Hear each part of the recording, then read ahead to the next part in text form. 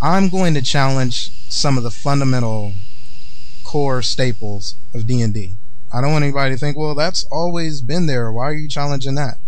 And yeah, I've always been there. I played first edition. I don't remember the rules. I was pretty young. I remember having a third grade dungeon master who had ADD, and I remember he used to kill me in a bunch of different ways. I remember he teleported me to like the depths of hell when I was first level. Eric, he would just roll the dice on you. That was his style. But he actually taught me some things I might get into later. And he changed my perspective. I'm challenging everything about D&D from the core, things that were around from first edition to some of the things that are going on now. And I'm not going to number crunch as much, maybe a little bit. You have a lot of number crunchers that'll try to compare the balance of how much damage a wizard can make compared to a paladin and all that. I'm not going to really go there. It's going to be more of an artistic, holistic analysis. So I've been away and I make my return, and I kind of have a little epiphany, and it reminds me of that theory about the frog. I think it's actually a real scientific experiment where if you slow boil a frog that's living, it'll just die in the hot water. But if you just toss it in hot water, it'll jump out. And maybe being away, I come in and I'm feeling the hot water. I'm seeing some things that I thought should have changed by now. Let's say you worship foul deity, some devil god, and you're a religious zealot about it. And you want to harm somebody, make them bleed, hurt them, give them a concussion and collapse a lung or something like that. Are you going to call that prayer or that act inflict light wounds? Or inflict moderate wounds? Because I'm playing the playtest packet and fighting a dark priest, and it inflicted light wounds on me. The nerve of him. And then, when he gets a little more powerful, he's going to hit you with that moderate wound. That might take more than a few band-aids. Shouldn't we just have one general term? I mean, you can splice it up and call it different things, have it at different functions, but harm and heal, and that's it. And isn't it about time that sorcerers or just arcane magic users in general have a little bit more access to healing? They've always had these fringe healing spells. Maybe give a little bit more. Don't define divine magic based on healing and trump spells like hold person. Divine magic should be domain based. Priests that worship the most vile deities like Loth and Cyric and Bane, they all have cure light wounds. And I'm not saying that clerics shouldn't have more familiarity and acumen with healing than arcane magic users. They probably should. What I'm saying is it should first and foremost be domain based. The adventure I'm working on, it's called Fuchifu. Don't ask about the title. I created a domain wheel for it, and that's going to be the foundation of the magic. So a cleric of knowledge, for instance, if they want to heal somebody, and also believe there should be a wound system. Let's say you lose a hand. A low-level cleric of knowledge can give you a hook. I mean, that takes some doing. They have enough. They receive their magic in thought to teach them how to do it, because it's all about knowledge. And they can do it without you having an infection. A hook beats a nub. And if they're more powerful, they might be able to give you like a Luke Skywalker prosthetic. And even with healing, like a low-level priest, they can make the best medicine. High level would be like maybe House MD, because he's kind of fantasy anyway. So the class is more about domain. It's not just healing and whole persons. I mean, you aren't going to look at the cleric and think, oh, okay, that's a healer, and if you get out of line, he might put a whole person on you. Might have to get some of that Fuchifu at the Chinese food place after we get finished. Yeah, this is a prototype for Fuchifu's domain wheel. I don't have risk pose there since death isn't strongly linked with evil. So if you're a good priest, if for those Kelemvor folk, and Kelemvor isn't entirely good, but you know what I mean, you could just call it repose. I'm thinking the way it'll work is you give the cleric all their domain spells, half their neighboring domain spells, a quarter of their neighbor's neighbor, and a couple more after that maybe. And if it's a priest with multiple domains, then they get less neighbors, that type of thing. And that's my solution. That's what I'm homebrewing. And if anybody digs that, you can contact me. You can see my Facebook page right there. Because Fuchifu's going to need some new divine spells. I think divine magic should just be overhauled, domain based. It should be about the god more so than these typical everyday spells. Spells in general need multiple names, or native language names. In Fuchifu, there's a character named Kelakai, and he lives with the dog Sarai. You got the Sarai, the horse Sarai, and the dog Sarai. And the dog Sarai, their culture is driven by base masculinity. they look up to the dog as a pillar of masculinity, and it's understandable because not too many creatures can just walk around with their testicles bouncing. Kelakai, he likes to expose his chest hair, chew the coca leaf, and he offers to teach the PC a spell. And I'm looking at the playtest package. I don't think they have a system built yet for where sorcerers can learn spells, but I'm interested to see how that develops. The Kelakai spell, if you translate it from his native tongue, it's masculinity of dog. It improves the charisma, at least the dog sarai people, and gives you kind of a little bit of mojo. It's a ritual spell, and it involves basically you have to strip, and you rub a salve that's created from dog sperm, and really you don't even have to strip. But Kelakai wants to get the player character.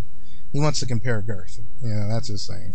Moshack, did you say compare girth? Don't you think that's a bit homosexual in nature? BJ, I'm not saying they should do it at home. Oh boy. Hey, rituals are back. They're kind of a holdover from 4th edition, even though they're back with the Vancian or Vatican, I don't know. That you gotta memorize spells now, okay? I'm okay with that. I've never been a big fan of at-will magic that doesn't even run out. Otherwise, you can just keep blasting and blasting and blasting. But anyway, I like rituals. This is something that I would have noticed before. Kind of like cure light wounds, but you're a kid and inflict light wounds. Or, you're a kid, you go with it, you don't care. I also want to apologize for the sound quality of this video because I'm all over the place recording this. I have to record it, then go somewhere else and record it. But what I'm saying is, bugbears have javelins. And I'm thinking, when I think of javelins, I think about the Olympics. I think of Lamar Latrell's limp-wristed throwing style in Revenge of the Nerds. I'm not thinking of like some bugbear. They should have a spear. I mean, you picture the bugbear sitting there, he's like carving a perfect javelin for aerodynamics and precision. I don't know about that. And I also noticed that just like listening to interviews and stuff, Wizards wants to decrease hit point bloat. And I think that's good, but I'm not sure they're going to do it because right now if you look at the hit dice, it looks like 3rd edition and pre-3rd edition hit dice. I'm not sure, like, are they going to reduce it as you go up, kind of like 2nd edition? And if you do that, won't that make everybody want to multi-class into a spellcaster? Especially since I hear that multi-classing is going to be more like 3rd edition, which I love. I love 3rd edition multi-classing. I understand the criticism. I say, basically it's you tweak it, you do what you got to do, but you don't end it. Also, another holdover from 4th edition. Hey, it's Bubba. Master Bubba Zanetti is in Dankmine. Another holdover from 4th edition, and I'm sitting here drinking this nasty-ass cream mint liqueur. Cream de mint. Edition has long rest and short rest. The way the long rest works is it's about 8 hours. You rest, you get everything back. To me, it's a little fast. And short rest is 10 minutes. From what it sounds like, you have you spin hit dice through skills and healer kits to get hit points. So a 4th level wizard who has 4 hit dice would roll 4d4 plus Constitution modifier, and that's how many hit points they would get in 10 minutes. And that seems like a lot. And excuse me my heavy breathing right now because did a lot of walking. I just ate. My stomach is puffed up. It was good food though, wasn't it? It was good.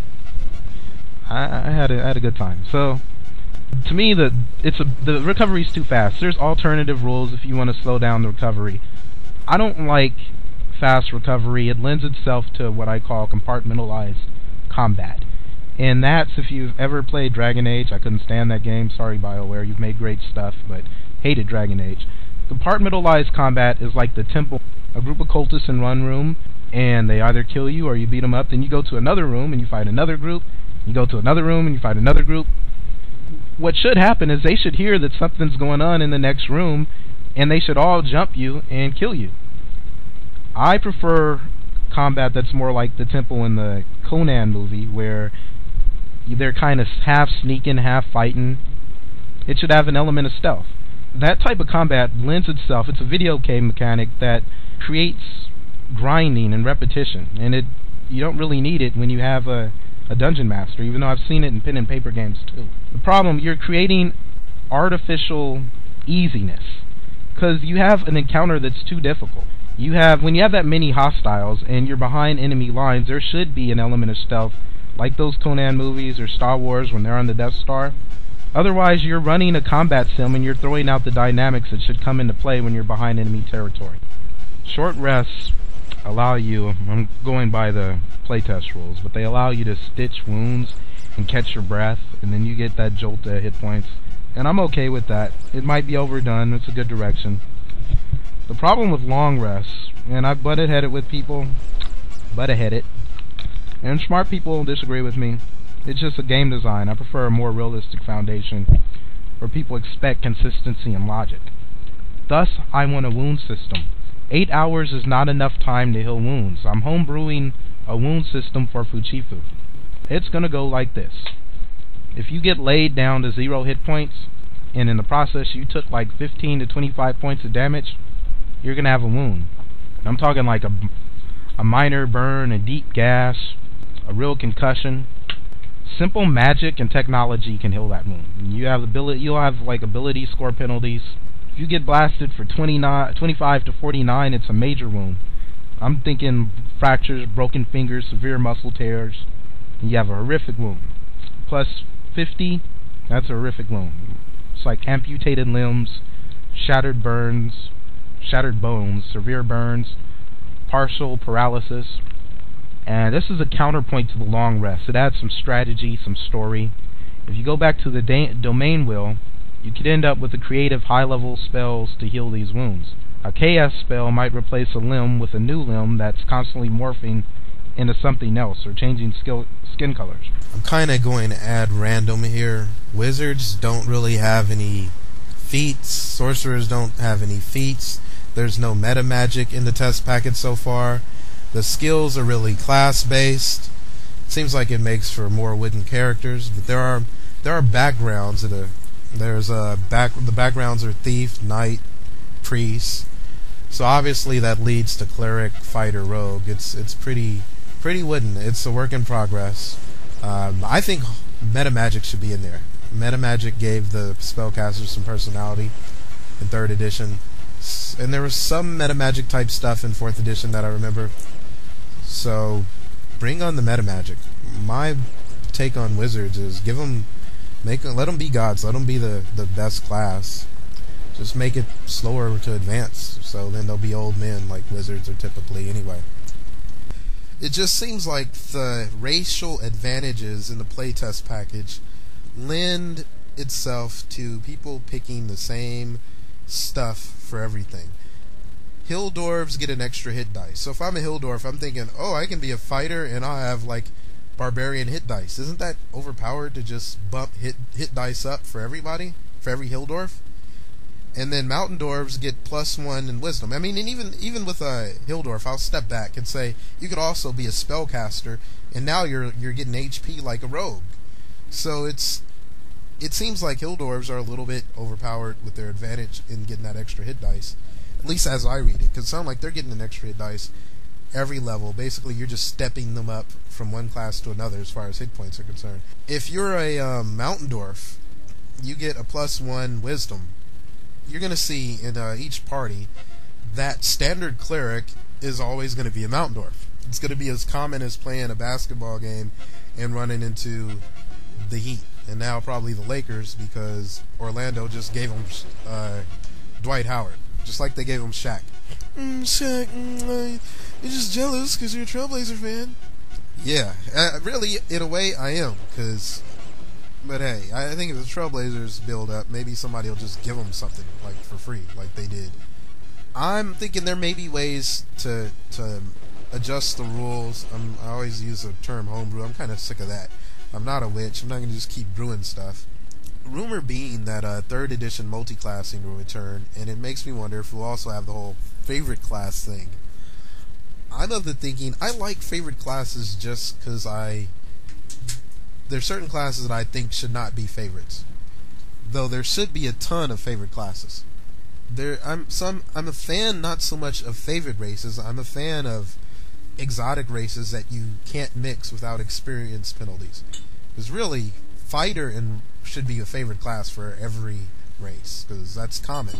And rogue, at least for anything small. And humans too, because we got a lot of dirty thieves. One right here. I would drop one thing. I also, and this might help make it so you don't see mountain dwarves as a common cleric for every party, is clerics should probably drop wisdom as like the standard, since some domains are not really based on wisdom. And there might be a problem with that, since dexterity already covers so much. You'd just be a cleric of mask and maybe mix that with rogue, and you'd have one hell of a character if you had a high dexterity. So you'd have to balance that in some way. So that's on the table. But I mean, to step back, a lot of people, they don't really have such a problem with mountain dwarves being the common cleric. At least it seems like it. But I look at it like this: a dwarven clan or stronghold, they can't afford to have that many people in the clergy. You can't. So it's just a cost analysis thing. It's the same. But if they're at war, they can have everybody can pick up a weapon and be a fighter. But they can't. They can only have so many people. 4th edition exploits have been replaced with a sort of combat maneuver type thing. And I'm looking at the combat maneuvers, and one kind of jumps out, and it's a jab. And I'm thinking, okay, having some background in boxing, it's good to see that you have a skill that's fundamental to any type of combat, any type of quick striking combat. The jab is a real weapon that you like to go with. The problem is that it doesn't really behave like an actual jab. On paper, especially once you have more attacks or more movement, it might to some degree work like a jab. But the problem, as I see it, is it works like this. It allows you to use an action in addition to another action. So if you're using something like you're going to step to the side and then do a jab, it kind of works like a jab. But the damage is based on your expertise modifier, and that's sort of something that drives the effectiveness of the maneuvers. It goes up as you level up. The thing is, at level 5, your expertise is 2d8. So that means that this jab, it becomes more of a power attack. And that's broken. A jab, I think they should change it. It should be something that maybe increases your armor class in the next round. Because that's what a jab does. If you land it, it keeps your opponent back. Or it could increase your attack in the next round. Because if you land a jab, that opens up things for the 1-2. I don't know if you've watched boxing, but a lot of the big time knockouts, like when Hasim Rahman knocked out Lennox Lewis, it was a 1-2. It's big. I mean, I think Nassim Hamed knocked out somebody. I might annotate it and maybe show a picture off of 1-2. That's the problem there with the jab. I'm kind of just going in random order right here, so I'm going to be quick. The sorcerer right now doesn't really have, I think I mentioned this earlier, I'd like to see them have a little bit more option as far as their own spells or adding their own spells. Right now the sorcerer spell list is just like a handful of spells that they can use often instead of spellbook based magic. The sorcerer right now, there's only one build, and that's the Dragon Blood, and it doesn't really seem that Dragon Blood themed anyway. Shaq, can you... They still got those characters that throw that Eldritch at people? Yeah, the Warlocks, they're still in the game, and the Eldritch Blast is still debatably...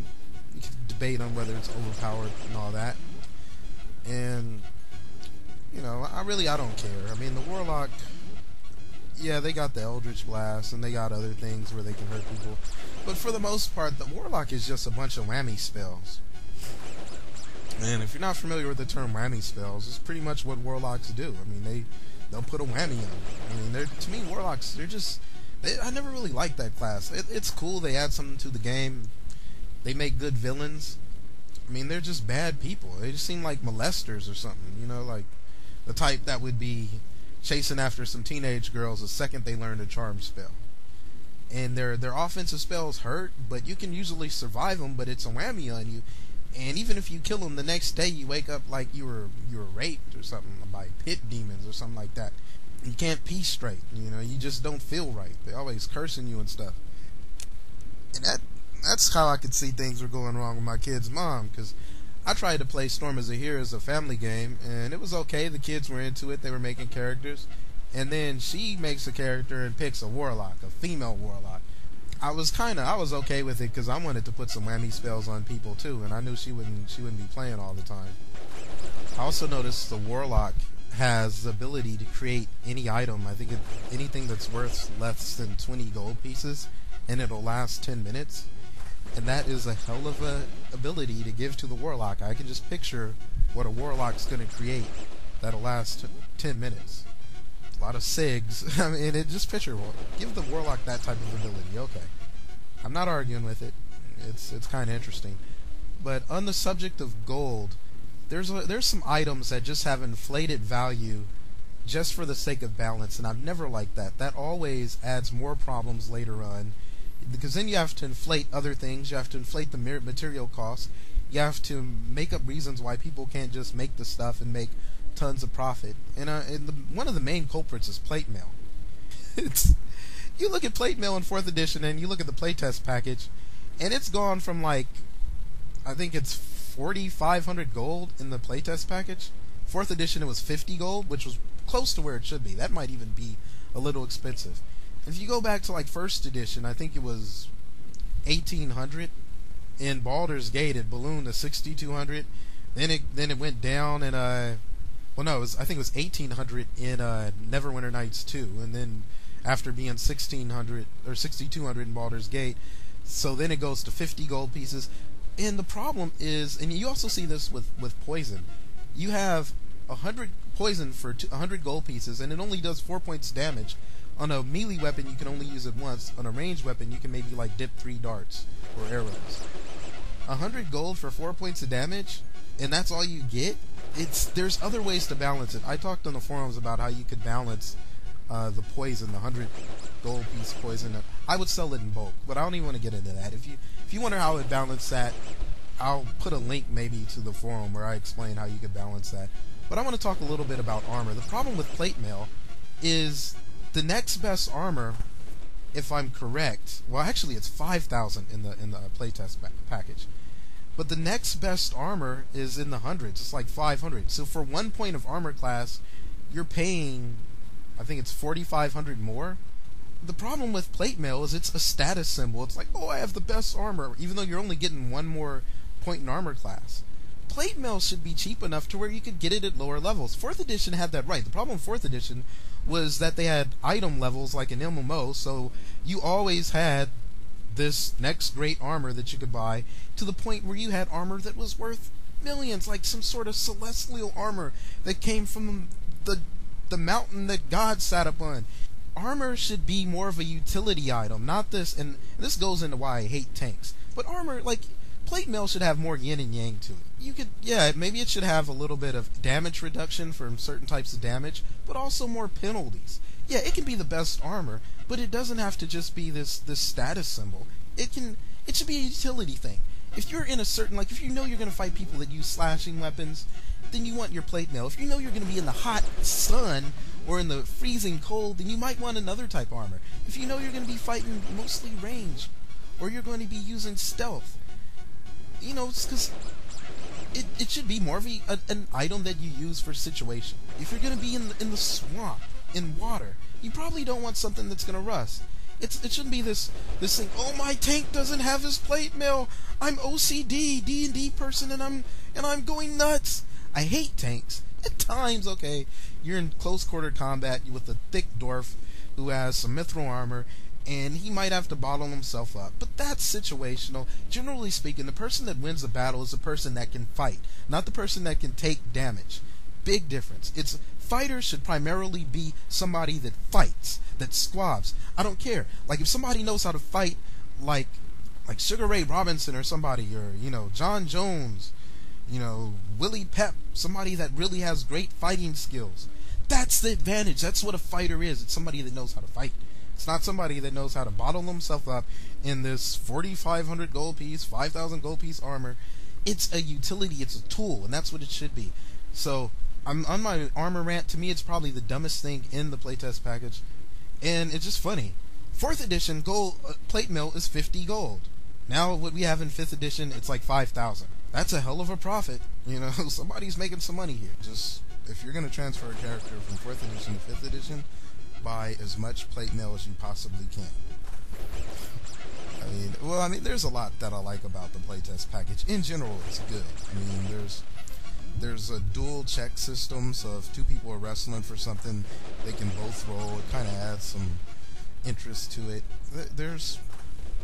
It is, at its core, taking what I believe is some of the best from each edition. There's one thing that I really hope, there's a few things I hope they take from before 3rd edition. I would like the different XP tables, so certain classes level up faster and some level up slower. Like, a rogue could probably gain a level just from studying things for a month. You know, studying how to pick locks, studying how to creep, and that's pretty much all they need. And you know, rogues should move up fast. Wizards more slow. Probably even sorcerers slow. Spellcasters generally slow. And it's also a way to add that in layer of balance towards the end. Another thing that rarely gets mentioned is 2nd edition had something called range.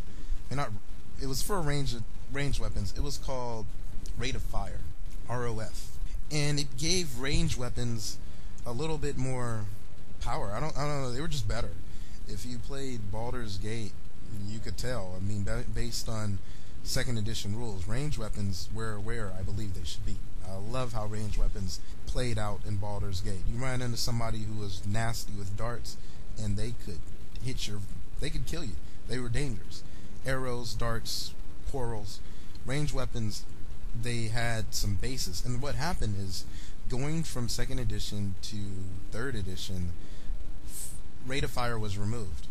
Now, you look at what happened when it was removed, and you kind of break down how turns and movement works. A human that's hustling can move 60 feet around. That's 20 yards every 6 seconds. That's incredibly slow. I mean, some of the most unathletic people can do that. A decent athlete can move more than twice that speed. An NFL lineman can move twice that speed. In pads. Range weapons should kick butt, but they don't, and the reason is rate of fire was removed. In 2nd edition, anybody could shoot a bow twice in one round, since of course they should be able to, because you have somebody that's moving 60 feet, basically 20 yards in 6 seconds. In 6 seconds, anybody should be able to get 2 shots. So we need rate of fire needs to come back. With darts you could throw 3.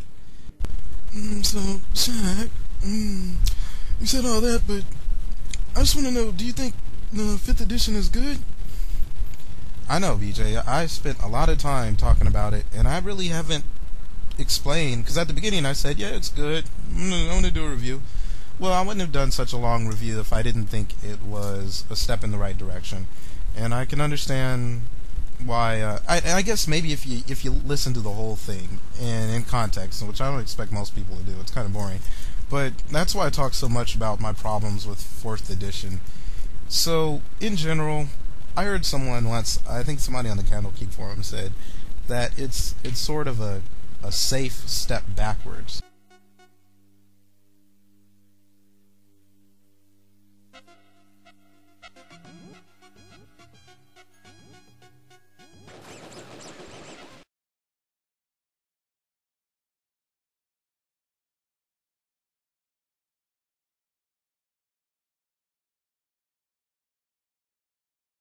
For now, that may be true, and you could see why I might think that would be a good thing, especially when I said that only 20% of the utilities in 4th edition were worth a damn, and I can't really think of anything in 4th edition that was really much of an addition except for an assortment of utilities.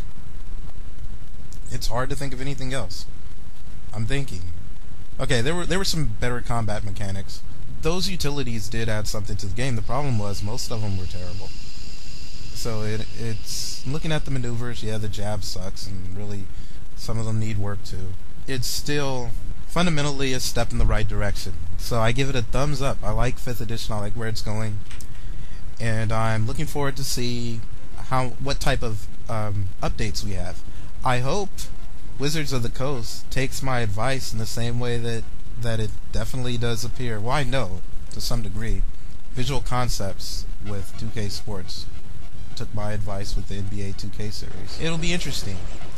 There's a lot of different opinions. It'll be interesting to see where they go. I've kind of laid out my feeling, You could just listen to that summary if nothing else. Those are the major things that stick out. I could also say I'd like to see a wound system, but come on, that's always something you can homebrew easily. And it really does seem like it's more of an open format for adding your own rule. Maybe Fuchifu might be a worthy experiment. I wanted to talk a little bit more about Fuchifu. I wanted to talk about how Eric, my dungeon master in 3rd grade, was a bit of an influence, and maybe I'll make a video about that. So there's actually a class in Fuchifu. I don't like saying that word over and over again. It sounds a little dirty. Maybe it's because I'm not saying it right.